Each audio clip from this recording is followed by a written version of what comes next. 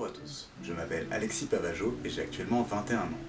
J'effectue cette année un CAP en un an en menuiserie en siège pour acquérir des compétences dans le domaine du bois, mais j'étais l'année dernière en BTS de design produit au lycée Raymond Léouis à la Souterraine, lors du lancement du concours Handitech La cuisine dans tous ses états que j'ai choisi pour développer mon projet professionnel de diplôme.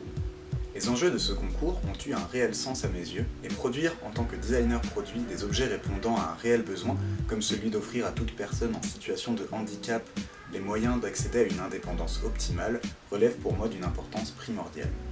Qui plus est, même si des solutions existent déjà pour faciliter l'usage de la cuisine notamment, ces dispositifs se révèlent souvent onéreux et spécifiques, s'inscrivant alors hors des normes validistes qui constituent les cahiers des charges de la majorité des fabricants.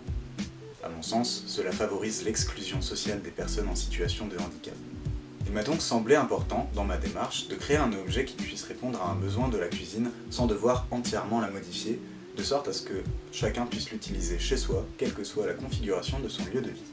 Mon projet intéressera principalement les personnes dotées d'un fauteuil roulant, car il a été pensé en premier lieu pour elles. Le problème fondamental qui m'est apparu lors de mes recherches concerne la complexité à déplacer des éléments dans son environnement. L'utilisation des bras apparaît comme toute trouvée, mais qui est assis sur un fauteuil roulant doit s'en servir pour avancer si le fauteuil en question n'est pas muni d'une assistance électrique. Les bras ne sont par conséquent plus disponibles pour tenir l'objet à déplacer. Ce problème est encore plus apparent dans la cuisine lorsqu'il faut déplacer un plat ou une assiette chaude par exemple. Si l'on peut poser son ordinateur sur ses genoux pour changer de pièce, faire de même avec une tarte tout juste sortie du four est fortement déconseillé. J'ai donc orienté mes recherches vers un objet ou dispositif qui permettrait de déplacer plus aisément des plats chauds, que ce soit du four à un plan de travail dégagé ou de la cuisine à la salle à manger.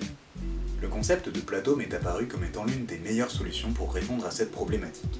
Assez simple d'utilisation, il me fallait toutefois le concevoir de façon à ce qu'il s'adapte du mieux possible à l'usage que pourrait en faire une personne à mobilité réduite.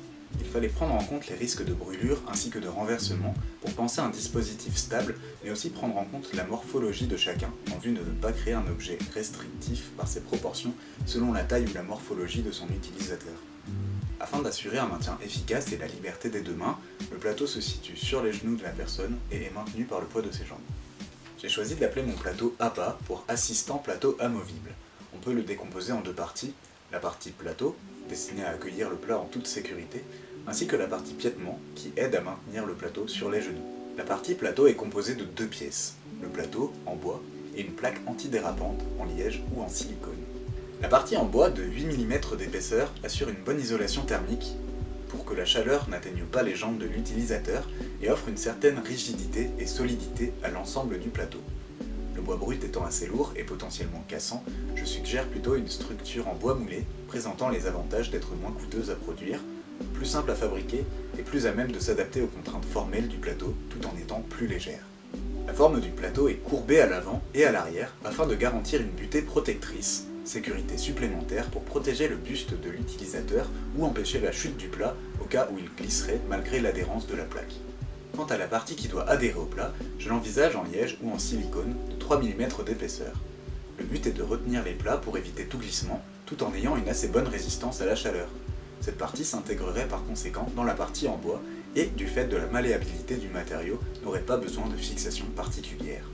Pour la partie inférieure, elle est en premier lieu constituée d'un axe pivot qui se place entre les jambes de l'utilisateur. On trouve au bout de cet axe un pied qui doit être positionné sous les jambes pour maintenir le plateau sur les genoux grâce au poids des jambes. L'assemblage entre le pied et l'axe pivot se fait par une liaison rotule qui permet une rotation horizontale du pied de 360 degrés ainsi qu'un léger jeu vertical pour plus de confort selon la position de l'axe. Ce dernier est lui-même fixé sous le plateau à l'aide de deux pièces maintenues latéralement par un système d'écrou et de boulons. Assemblage qui n'empêchera pas la fonction pivot.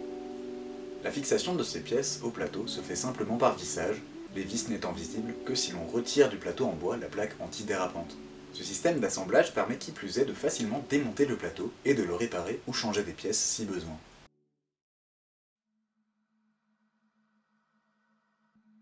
L'intérêt principal de l'axe pivot est de permettre un ajustement parfait selon chaque morphologie.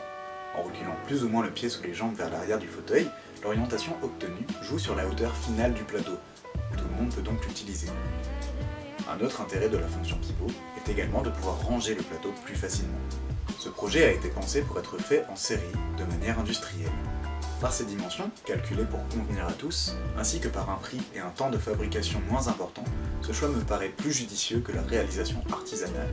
Cela influencerait de plus sur le prix d'achat du dispositif, moindre également, ce qui était une contrainte prédominante de mon cahier des charges, l'accès à l'indépendance pour tous devant se faire, selon moi, sans devoir débourser des sommes faramineuses. Qui plus est, la méthode du bois moulé serait plus complexe à mettre en place de façon artisanale, et le choix du bois massif pour le plateau ne serait pas optimal à cause de son poids et des risques de cassure du bois. La personnalisation de ce plateau est par conséquent quelque peu proscrite, mais son allure générale, relativement sobre, ainsi que son aspect bois, lui garantiront une bonne intégration dans tout type de décor. Si la fonction principale d'APA est de transporter d'un point A à un point B des objets, qu'ils soient chauds ou non, on peut cependant lui imaginer d'autres utilisations. S'il est un bon support de transport, on peut envisager qu'il puisse être un support convenable de manière générale. Facilement transportable, pourquoi ne pas l'utiliser comme plateau télé, lors d'apéritifs au salon, durant des pique-niques en plein air, ou encore en tant que table pour ordinateur ou carnet lors de sorties à l'extérieur. Ces usages différents pourraient apporter plus de convivialité dans des situations anodines où le confort des personnes à mobilité réduite n'est pas immédiatement pris en compte, voire même convenir à des personnes vivant sans la contrainte du fauteuil roulant. Chacun pourrait profiter d'une table transportable stable et l'utiliser n'importe où, sur son canapé autant que sur le banc d'un jardin public. Ce produit peut trouver acquéreur en quiconque en trouverait l'utilité et répondre à des problématiques diverses.